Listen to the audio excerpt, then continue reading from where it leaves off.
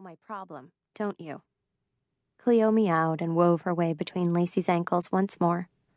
"Oh, sorry. You're probably hungry too." Lacey reached inside the cupboard and pulled out a can of gourmet cat food. To her surprise, Cleo didn't show the least bit of interest. Instead, she raised her tail and stuck her rear end in the air. "What's going on with you? Trust me, Cleo, this isn't the time to go all weird on me. I need to talk." Taking her celery stick with her, she moved into the living room and fell onto the love seat. "I work and slave and put in all kinds of overtime, without pay, I might add. And for what? Mr. Sullivan doesn't appreciate me, yet it's my decorating ideas he uses. The worst part is, he doesn't even bother to give me the credit." She chomped off the end of the celery and chewed with a vengeance. The stalk teetered from the attack and then slowly curved downward.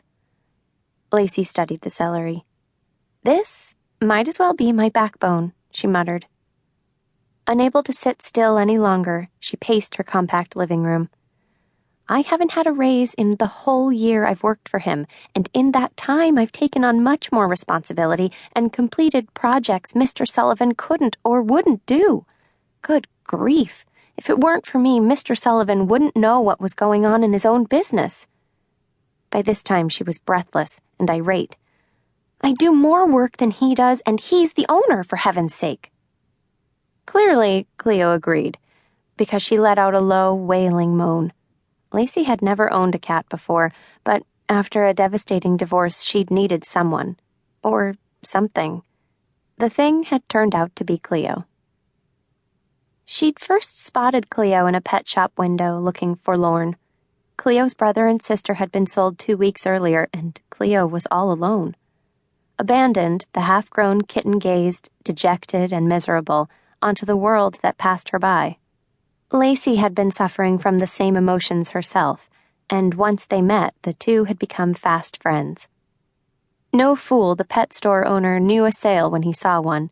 He'd made some fast soft-shoe moves to convince Lacey what a good investment Cleo would be.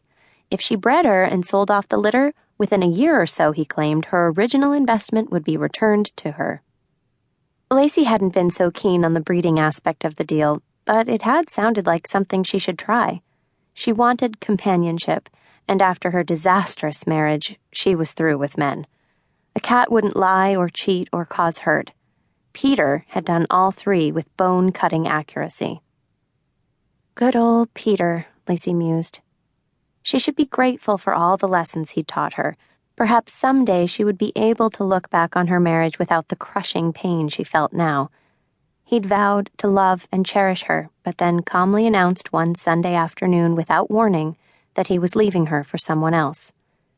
Someone else was a tall blonde with baby blue eyes and a voluptuous figure.